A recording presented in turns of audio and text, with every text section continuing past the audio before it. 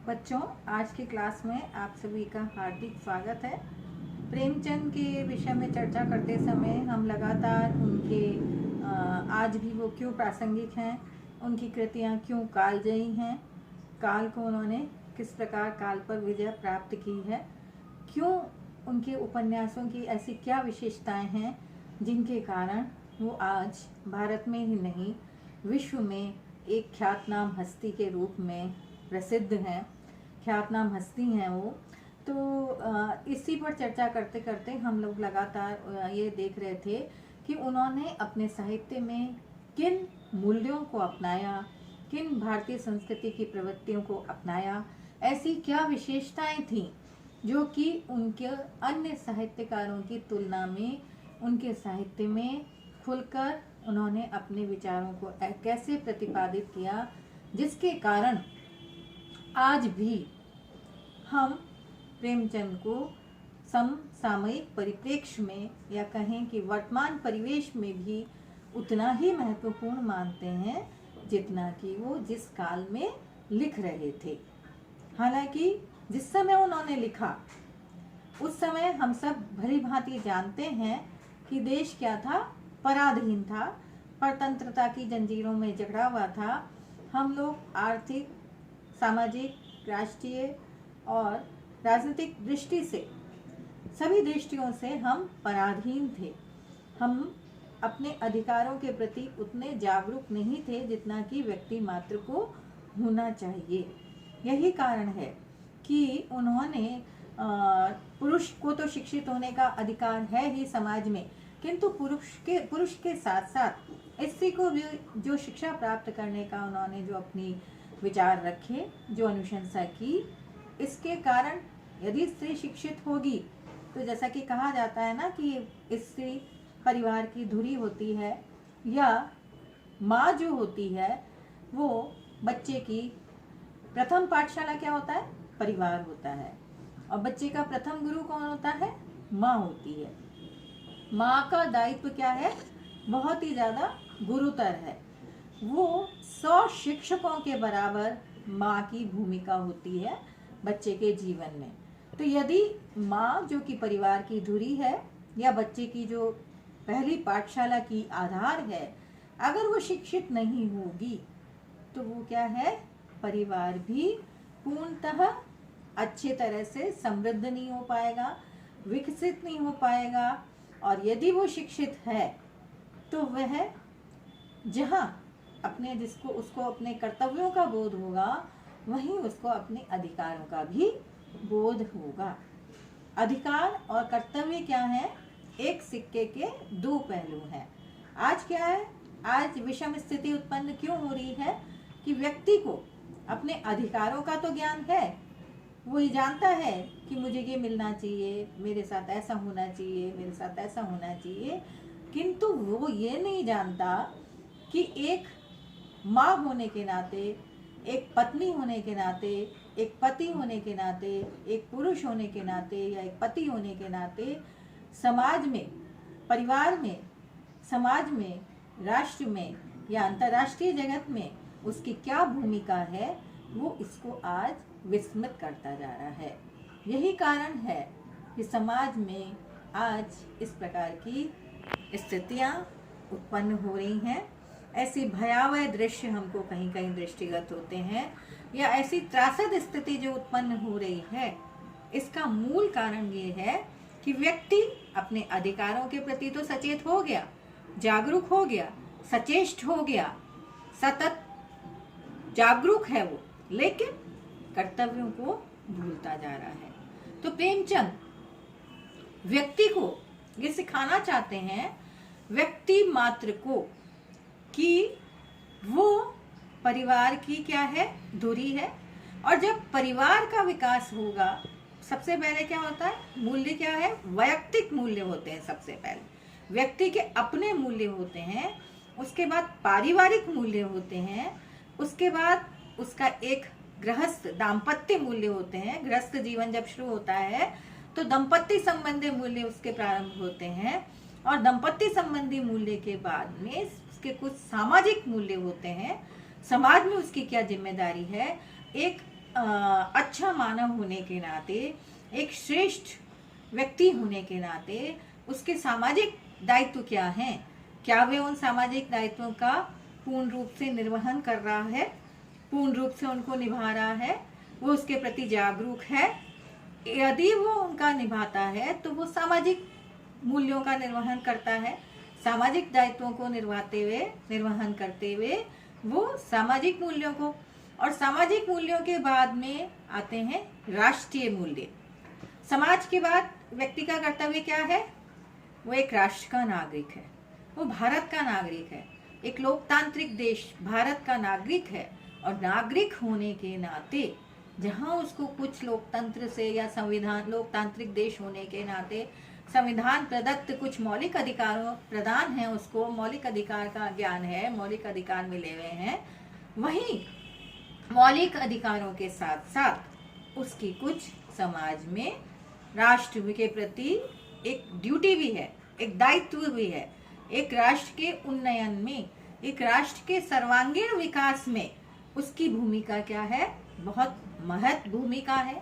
और वह उस भूमिका का यदि सुचारू रूप से निर्वहन करता है, उस भूमिका में कहीं कोई कमी नहीं लाता है, तो वो क्या है? एक राष्ट्र का सच्चा नागरिक है। राष्ट्र के निर्माण में उसकी अहम भूमिका रहेगी। और यदि वो क्या है व्यक्ति, आप देखते हैं बचपन से बच्चों को क्या है, सही बात तो 100 बार सिखाई जाती है तो भी वो नहीं सीखते, लेकिन गलत बात जो है वो नहीं सिखाई जाती तो भी आप देखते हैं झूठ बोलना सीख लेते हैं, चोरी करना सीख लेते हैं। और उनको सच बोलना सिखाओ, बताओ उनको कि सारी बातें अपने माँ बाप से शेयर करें, उनके परिवार में वो बच्चों के, अपने भाई के प्रति एक सहृदयता रखें, एक है ना उनका अपना वो शेयर करने की भावना हो, वो सबको अपना मिलजुल कर बांट कर खाएं। जैसा कि पहले तो क्या होता था, आजकल तो क्या एक बच्चे हैं या है ही नहीं, या बहुत कम ऐसे परिवार हैं जिनमें 2 बच्चे देखने को मिलते हैं।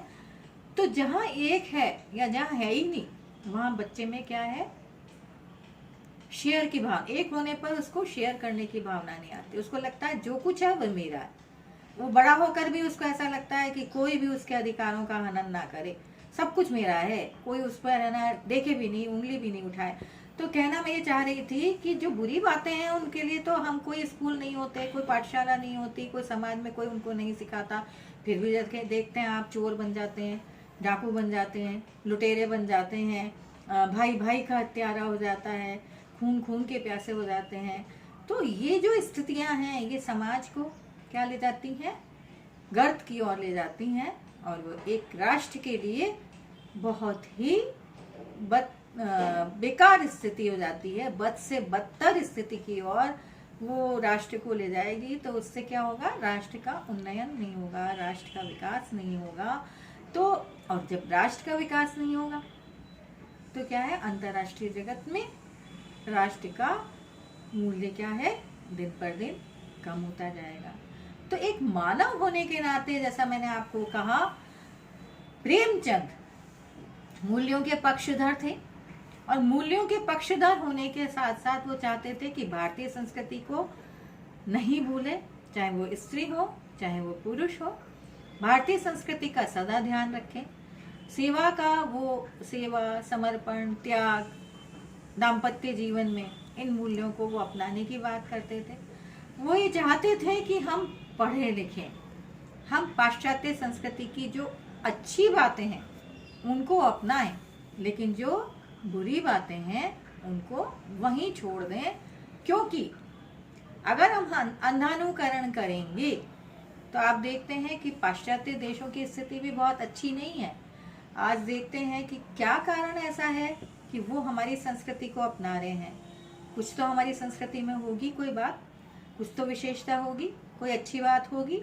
यही कारण है कि वो हमारी संस्कृति को अपना रहे हैं, और हम आंख मूंद कर जो उनकी संस्कृति को अपना रहे हैं, तो ये बात नहीं देखते कि कहीं ना कहीं हम मूर्ख अंधानुकरण कर रहे हैं। मूर्ख होकर अपनी बुद्धि पर ताला लगाकर जो ये अंधानुकरण कर रहे हैं, ये कदापि न्याय संगत नहीं है, कदापि उचित नहीं है। प्रेमचंद चाहते हैं कि हम संस्कृतियों का आदान प्रदान हो, भारतीय संस्कृति और पाश्चात्य संस्कृति का आदान प्रदान हो। उनकी जो अच्छी बातें हैं उनको हम अपनाएं, लेकिन अंधी नकल क्या है, अंधभक्त होकर हम उनका अनुकरण करें, वो क्या है, मानसिक दौर्बल्य का लक्षण है, अर्थात वो मानसिक दुर्बलता का सूचक है। इसलिए हमें हमेशा इस बात का ध्यान रखना है, और वो क्या है, मानवता के एकमात्र लेखक माने जा सकते हैं। मतलब मानवता की वादी भावनाओं को औरों ने भी अपनाया होगा, लेकिन जो उनके संपूर्ण साहित्य में जो एक तरह से कहते हैं कि मानवता की गंगा प्रवाहित हो रही है, मानवता, व्यक्ति क्या है, सबसे पहले मानव है, बाद में और कुछ है। अगर हम मानवता को छोड़कर भूल जाते हैं तो फिर क्या है, मनुष्य और पशु में कोई अंतर नहीं रह जाता। मनुष्य और पशु में अंतर क्या है कि मनुष्य बुद्धि संपन्न है, और बुद्धि संपन्न होने के कारण, वो विवेक संपन्न होने के कारण, विवेकी होने के कारण वो इस बात का ज्ञान है उसको कि ये चीज अच्छी है या नहीं। तो हम चूंकि विवेकी हैं, चूंकि बुद्धि संपन्न है, तो हम कभी भी इस बात को नहीं भूलें, अपनी मानवता को बरकरार रखें। हमारा प्रथम लक्ष्य मानवता को ध्यान में रखना होना चाहिए, मानवता को दृष्टिगत रखना चाहिए जीवन जीते समय।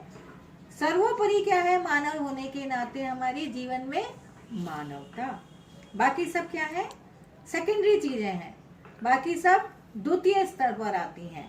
तो वो कहते हैं, प्रेमचंद की समकालीन जीवन में प्रासंगिकता की सबसे बड़ी विशेषता है कि लोगों से, मैंने कल कहा था, घनिष्ठ संबंध था, और घनिष्ठ संबंध होने के कारण वो गतिशील थे, और इसी गतिशीलता के कारण वो आज भी हमारे समाज में प्रासंगिक है।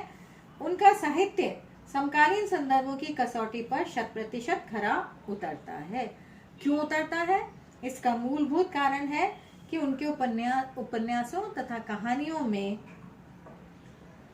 जैसे जो चित्रण किया गया है, जिस भारत का चित्रण किया है, जिन स्थितियों का चित्रण किया गया है, जैसे कफन तथा पूस की रात, उन कहानियों में गरीबी से त्रस्त जिन असंख्य लोगों का चित्रण किया है, वो जैसा उन्होंने किया वो आज भी हमें बिल्कुल वैसा ही दिखाई देता है।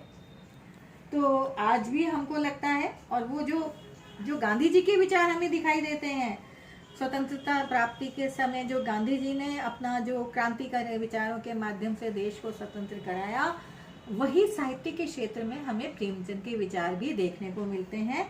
गांधी जी के हृदय परिवर्तन के सिद्धांत को अपनाने से उनकी रचनाओं में भी त्रुटियां आई हैं, पर वे सभी स्थितियां अभी भी वैसी ही हैं। अपनी जमीन से जुड़े, जमीन को छोड़कर पैसा कमाने के लिए मेहनत मजदूरी करने शहर जाना, शहर में कारखाने में नौकरी की या अन्य कहीं और, मरणोपरांत भी उसकी रूह अपनी जमीन पर ही भटकती रहती है। अभी आपने देखा होगा, छोटे छोटे गांवों से जो गरीब किसान है, गरीब है, कृषक, श्रमिक है, मजदूर है, वो क्या है, महानगरों की ओर आते हैं। शहर महानगरों में आके क्या करते हैं, जीविकोपार्जन करना चाहते हैं। क्यों? क्योंकि बेचारे उनकी क्षुधा पूर्ति नहीं हो पाती गांव में रह के, तो वो शहर आकर कुछ ऐसा किसी भी तरह का काम करके, चाहे उनको बेलदारी करनी पड़े, चाहे उनको रिक्शा चलाना पड़े, चाहे उनको ऑटो चलाना पड़े, वो किसी तरह से आकर अपने 2 वक्त की रोटी कमाने के लिए परिवारों को छोड़कर आ जाते हैं वहाँ गाँव में, महानगरों में गाँव को छोड़कर, और फिर वहाँ अपना जीविकोपार्जन करते हैं। लेकिन जब आपने देखा इस कोरोना महामारी ने तो सारी विश्व में त्राही मचा दी है। जब ये इसके कारण ये फैले नहीं ये महामारी, इसके लिए जब हमारे देश में लॉकडाउन लगा, तो लॉकडाउन में क्या हुआ, सभी फैक्ट्रियां बंद हो गई, कारखाने बंद हो गए, ऑफिस बंद हो गए। तो ये मजदूर लोग, इनको कैसे इनका जीविकोपार्जन हो पाए, ये अपने गाँवों के लिए प्रस्थान करने लगे। रेल भी एकदम से बंद हो गई, ट्रेन बिल्कुल बंद हो गई। आप देखिए ऐसी स्थिति में इनका गांव में पहुंचना कितना मुश्किल हो गया। किसी तरह से ये इनके इन प्रकार ये बेचारे कहीं पैदल, कहीं भूखे त्रस्त, भूख प्यास से आकुल व्याकुल अपने शहरों की ओर, अपने शहरों से अपने गांवों की ओर प्रस्थान करने लगे। ठीक है, आगे हम अगली क्लास में पढ़ेंगे।